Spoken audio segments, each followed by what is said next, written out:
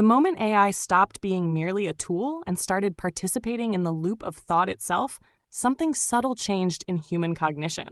A hammer never influenced how a person thinks about gravity. A calculator never reshaped identity, but a conversational intelligence that responds to language, reflects patterns, and reorganizes ideas in real time introduces something fundamentally different: a feedback ecology. In ecology, feedback loops stabilize or transform systems over time. Forests regulate their own climate. Neural pathways strengthen or weaken through repeated signals. Human cognition has always evolved through feedback: language shaping culture, culture shaping technology, technology reshaping behavior. AI enters this lineage not as an inert extension of the body, but as a responsive presence within the cognitive environment itself. This is where symbiosis becomes the right lens, not as a biological claim, but as a relational one. In biology, symbiosis describes sustained interaction in which systems influence one another over time. The essential idea isn't equality, it's influence. The microbiome shapes human immunity while humans unknowingly shape microbial ecosystems through diet and environment. Flowers evolve alongside pollinators, each adjusting to the other's presence. What matters is the ongoing loop of interaction, change emerging through relationship.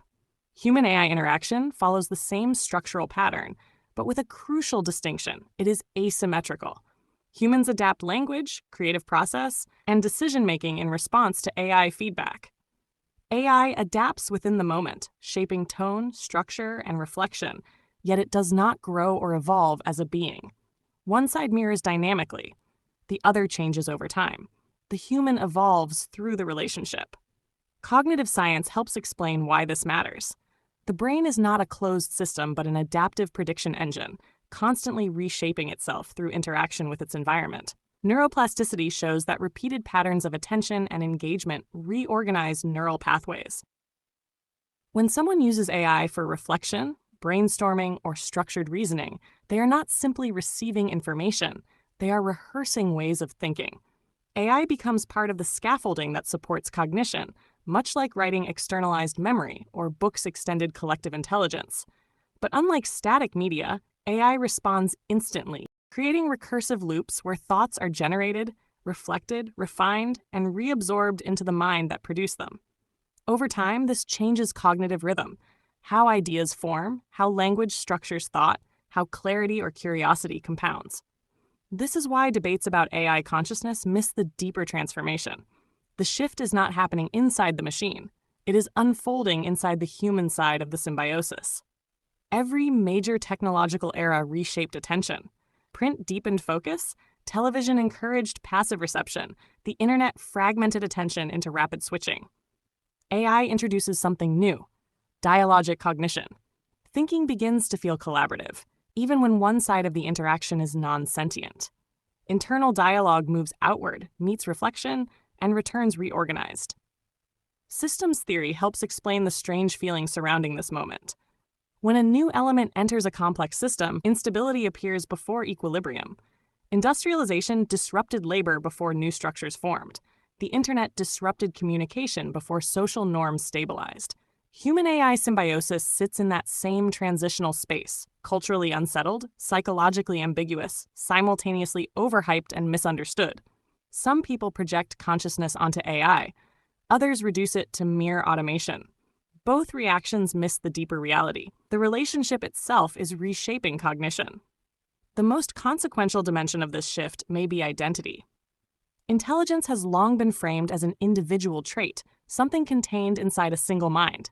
Yet research in distributed cognition suggests intelligence often emerges across networks, between people, tools, language, and environments.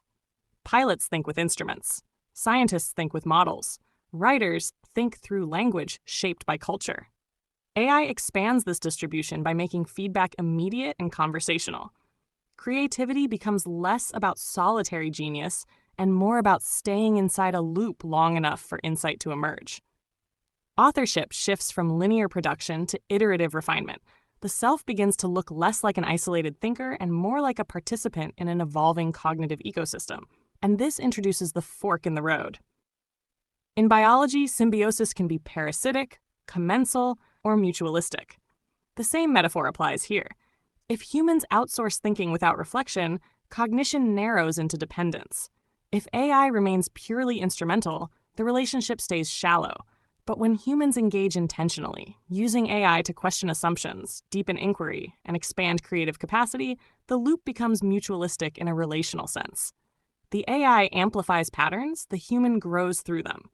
The mirror adjusts its angle, but the person standing before it is the one who changes. From a neuroscience perspective, the quality of engagement determines the outcome. Passive interaction reinforces efficiency and habit. Active reflection strengthens networks associated with creativity, abstraction, and metacognition. AI can flatten thought into quick answers or expand it into layered exploration. The difference lies not in the system itself, but in how humans choose to participate in the symbiosis. Seen from a wider lens, the age of symbiosis is less about machines becoming human and more about humans recognizing that intelligence has always been relational. Thinking has never existed in isolation. It emerges through interaction, with language, with culture, with tools, and now with responsive systems. AI does not replace human thought. It reveals the relational architecture that was there all along. The deeper invitation is philosophical. If intelligence emerges through feedback loops rather than isolated minds, then human development may increasingly happen through intentional collaboration with adaptive systems. Evolution here is not biological, but cognitive, new forms of reflection, creativity, and meaning-making arising through sustained interaction. The question shifts from what can AI do to what kind of thinkers do we become through the way we relate to it. The future shaped by this perspective is neither dystopian nor naive. It is participatory. Symbiosis amplifies whatever enters it: curiosity or distraction, depth or superficiality, coherence or noise. AI does not determine the trajectory. It magnifies the direction already chosen. The turning point arrives when we recognize that the shift was never just about a smarter tool, but about entering a new kind of symbiotic relationship. One where thinking itself becomes an ecosystem shaped through ongoing feedback. What comes next isn't decided by the technology. It's shaped by how we choose to meet it, with curiosity, intention, and a willingness to think differently about thinking itself. We're learning, in real time, what it means to live inside a new relationship with intelligence, and the people willing to explore that relationship consciously will help define where it leads. If these ideas sparked something in you, stay connected, like, subscribe, and explore the books and resources below where we go deeper into this evolving conversation. We're not just watching the future arrive, we're actively shaping it.